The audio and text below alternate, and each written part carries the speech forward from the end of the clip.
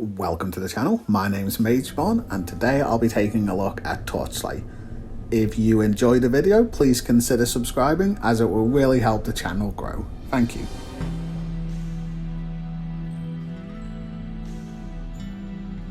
Torchlight was made by developers at Runic Games and published by Perfect World back in 2009.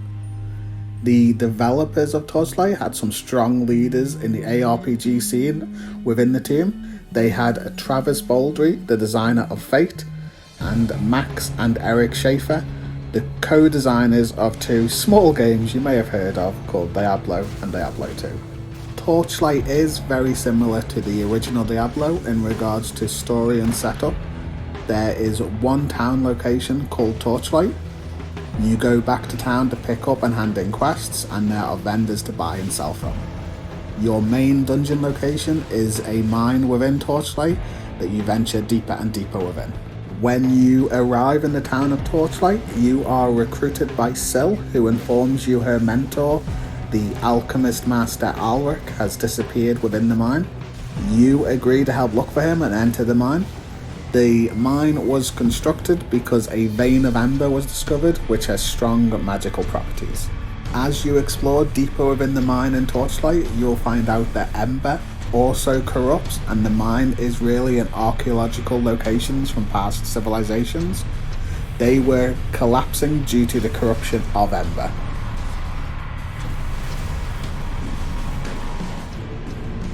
Torchlight was a clear outlier when it launched due to its choice of cartoony graphics.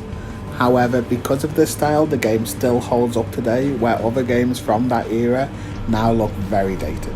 The developers of Torchlight have said that they wanted a warm and inviting art style instead of a dark and brooding one ARPGs were known for at the time. I think this philosophy helped Torchlight succeed, and more choice for people is always good. The particle effects on skills are really well done for such an old game. They are a little basic, but that is to be expected from a game that's nearly 14 years old. For the game being so old, I do think that if a game today was released looking the same, most people would be fine with how it looks.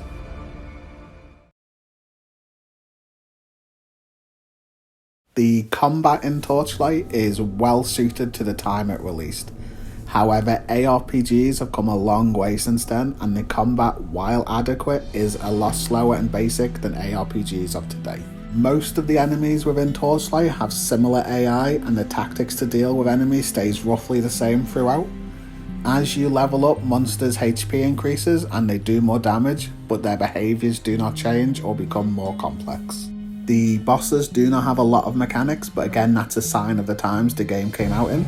They are just high HP monsters, but even so, some of them can be challenging on higher difficulties. The three classes available in Torchlight are distinct from each other, and their combat is different.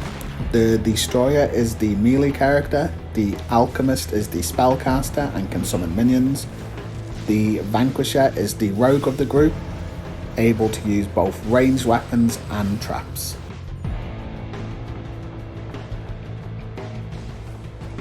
As you complete quests and kill monsters, you will gain experience points. When you level up, you receive points to spend on stats and points to spend on your skill tree. There are not a lot of options to build around in Torchlight, but you do have some choice. The skill trees unlock more as you spend points. There definitely is not an abundance of choice for any of the classes when it comes to builds, but the classes do work well, and the skill trees allow them to get stronger as they level up. Once you complete the campaign, you can enter Tarok's Tomb or use the map system to run maps. There's also a new game plus you can do multiple times. I also want to mention that if you try it on PC, there are some great mods available and I would highly recommend searching them up. There is also a really interesting retirement system that allows you to pass an item down to a new character once you retire your current one. These items will be imbued with unique attributes.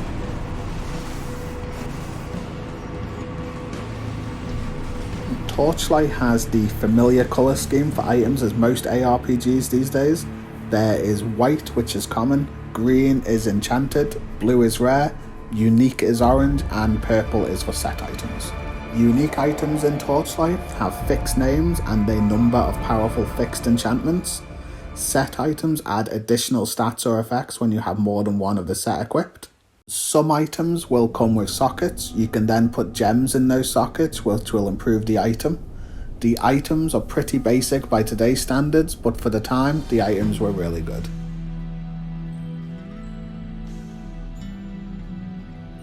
The achievements for Torchlight are all pretty basic, but it does only offer 200 points on Xbox, so not worth it if you're looking for some game score.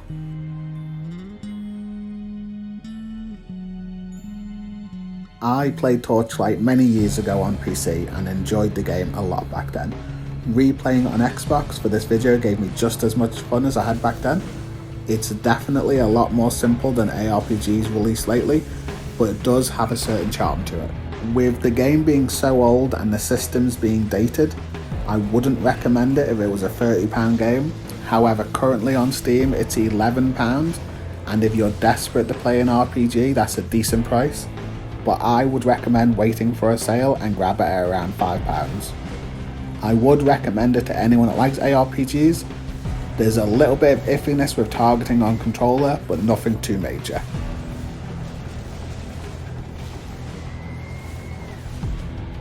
So to answer the question, is the original Torchlight the best ARPG ever?